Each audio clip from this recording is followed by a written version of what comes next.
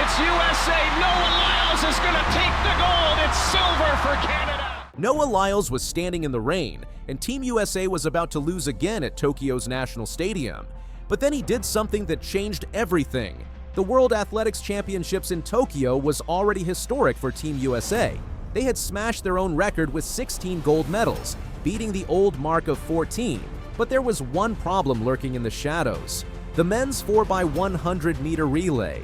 You know, that event where the Americans are supposed to dominate, but somehow always find a way to mess up the baton handoffs. Let me take you back to how we got here. The championships started rough for Noah Lyles. The guy who calls himself the fastest man alive got beat in the 100 meters, walking away with just a bronze medal. For someone with his confidence, that had to sting. Lyles later admitted he'd been dealing with depression after his mixed results at the Paris Olympics, where he won 100-meter gold but only managed bronze in his favorite event, the 200 meters. But something changed in Tokyo. Lyles bounced back in a big way, winning his 4th straight 200-meter world title. That tied him with the legendary Usain Bolt for consecutive wins in that event. Suddenly, the swagger was back. Lyles was smiling again, posting about the athlete after party on social media like he already knew gold was coming. Now here's where it gets interesting. The women's team had just finished their 4x100 relay, and it was pure drama. Melissa Jefferson Wooden was going for something special. She wanted to become only the second woman in history to win the 100 meters, 200 meters, and 4x100 meters relay at the same championships. The only other person to do it, Jamaica's Shelly Ann Fraser-Pryce back in 2013. The women's race came down to the wire. Sha'Carri Richardson got the baton with Team USA actually trailing Jamaica by a tiny margin. But Richardson dug deep, caught Jamaica's Johnny L. Smith, and held on by just 0.04 of a second. The time was 41.75 seconds, giving Jefferson Wooden her historic triple gold. But the real story was still coming. Fraser-Pryce, the 38-year-old Jamaican legend, had just run her final race. She colored her hair in the Japanese flag colors for this last hurrah, finishing with silver and her 17th World Championship medal. As she crossed the line, you could see the emotion. She was passing the torch to a new generation. Now the pressure was on the men. Christian Coleman, Kenny Bednarek, Courtney Lindsay, and Noah Lyles stepped onto that rain-soaked track knowing they had to deliver. The weather was getting worse by the minute, and these conditions were exactly the type that cause relay disasters. Coleman took the first leg and did what he does best. He absolutely flew out of the blocks. The lead was immediate and impressive. When he handed off to Bednarek, Team USA was in great shape. But here's where things got scary. Canada's Jerome Blake was flying down the backstretch, eating into that American lead.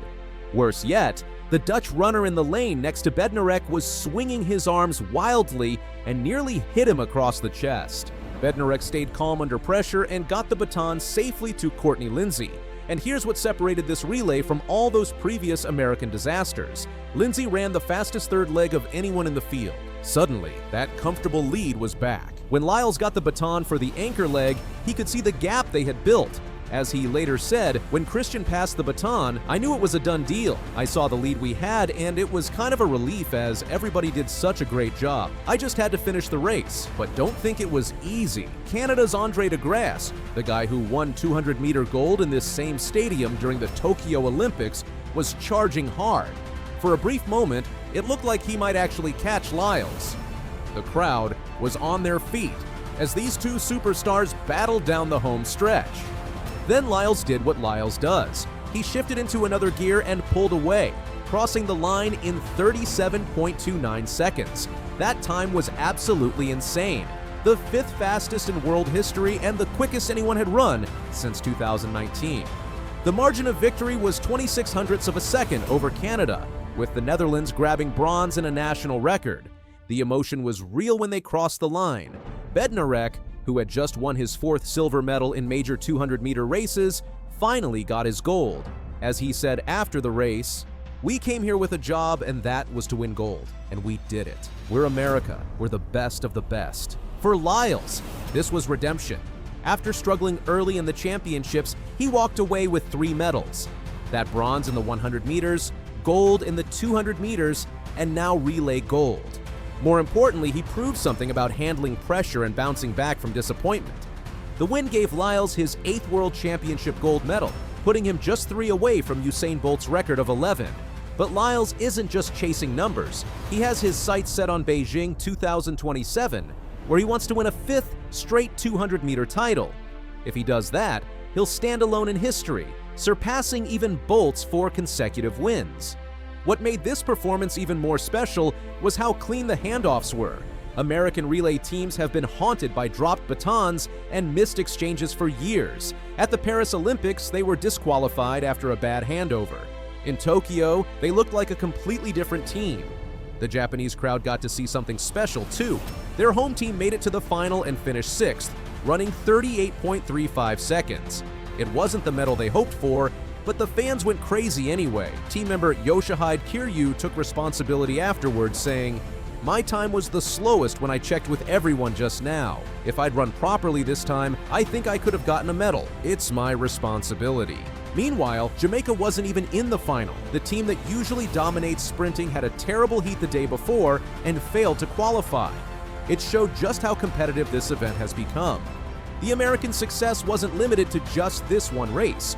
The women also won the 4x400-meter relay, with Sydney McLaughlin Levrone running an incredible 47.82 second anchor leg. They set a championships record with a time of 3 minutes and 16.61 seconds, which was the 5th fastest time ever recorded. The only relay disappointment for Team USA came in the men's 4x400. Rai Benjamin, the 400-meter hurdles champion, got the baton with a small lead but couldn't hold off Botswana's Colin Kebenat-Shippey. Botswana won their first ever relay gold in 2 minutes 57.76 seconds, with the Americans settling for silver by just 0.07 of a second. But that one loss couldn't dampen what had been an incredible championships for Team USA. They finished with 26 total medals, including those record-breaking 16 golds. To put that in perspective, they won more golds than the next 5 countries combined. The relay sweep was especially sweet because it showed American sprinting was back on top. For too long, these teams had been known more for their failures than their successes. Bad handoffs, missed zones, disqualifications. It seemed like there was always something going wrong. Not in Tokyo. The execution was nearly perfect across all the relays they won.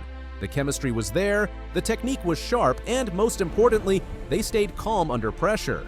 For Noah Lyles specifically, this relay gold capped off a remarkable comeback story.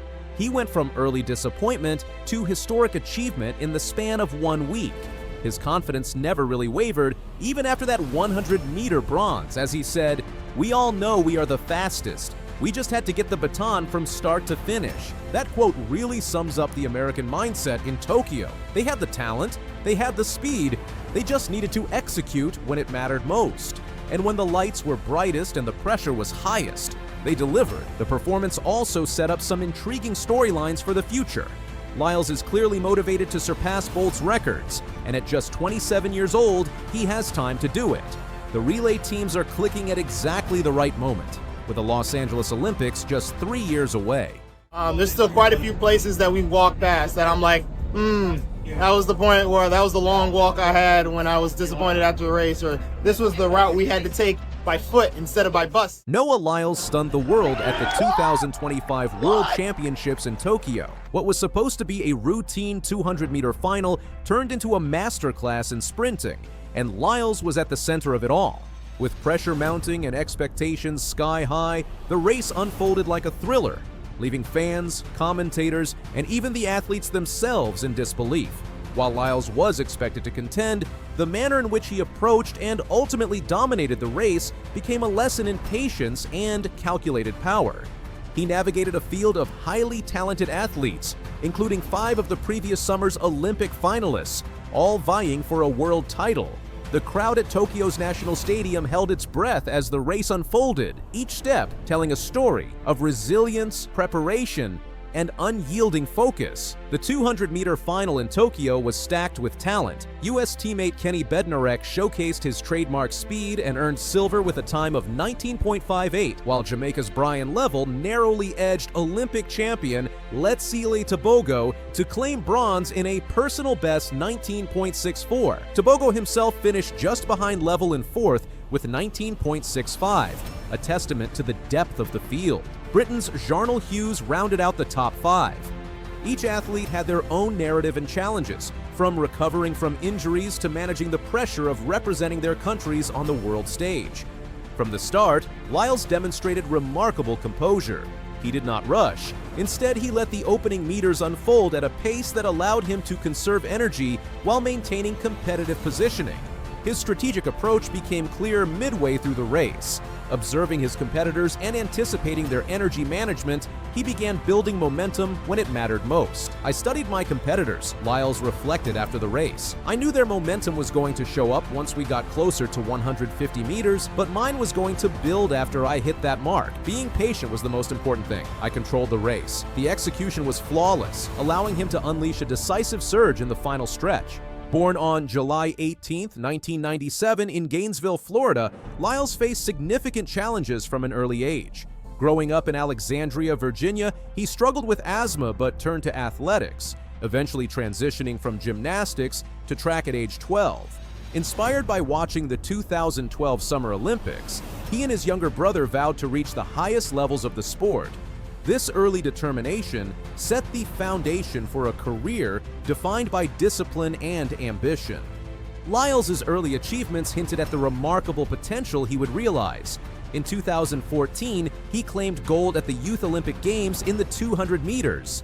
His high school career was marked by record-breaking performances, including a standout 200-meter time of 20.09 seconds at the 2016 U.S. Olympic Trials, breaking a 31-year-old national high school record. Though he did not make the Olympic team that year, he secured gold in both the 100 meters and 4x100 meters relay at the 2016 World U20 Championships, showcasing his ability to rise to the occasion on the international stage.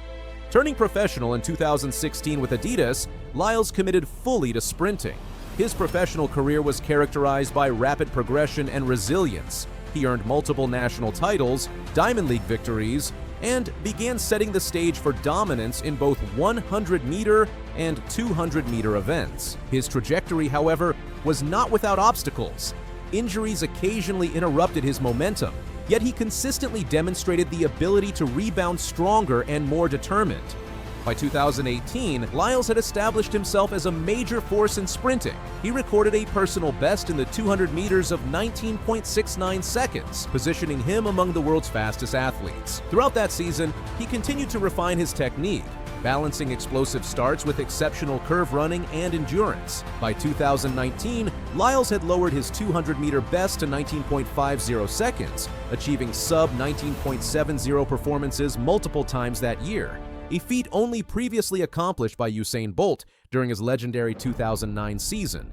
In 2022, Lyles' dedication and refinement culminated in breaking Michael Johnson's long-standing American record with a 19.31-second 200-meter at the World Championships in Eugene, Oregon. I knew that was coming. I've just been waiting for it for a few months now. Finally got my start down to where I wanted it to. I knew after the semis that it was going to be today was going to be the day. I looked at the weather, and I was like, yeah. That performance vaulted him to third on the world all-time list, solidifying his status as one of the fastest men in history. Coming into the 2025 World Championships, Lyles faced challenges. Earlier in the season, he contended with groin inflammation and had underperformed in the Olympics, earning bronze in the 100 meters and struggling with the effects of a positive COVID-19 test. Despite these hurdles, Lyles focused on the 200 meters, determined to execute his race plan and reclaim his dominance. The race itself was a display of tactical excellence. Brian Lavelle surged ahead in the first half of the curve, showcasing his own emerging talent. Lyles, however, maintained a measured approach, conserving energy for the critical second half. As the runners approached the final 50 meters, Lyles unleashed a powerful stride, overtaking Level and Bednarek with precise timing. Crossing the line in 19.52 seconds, Lyles secured his fourth consecutive 200-meter world title, equaling Usain Bolt's record. His victory was not only a testament to his physical abilities, but also to his strategic intelligence and mental fortitude.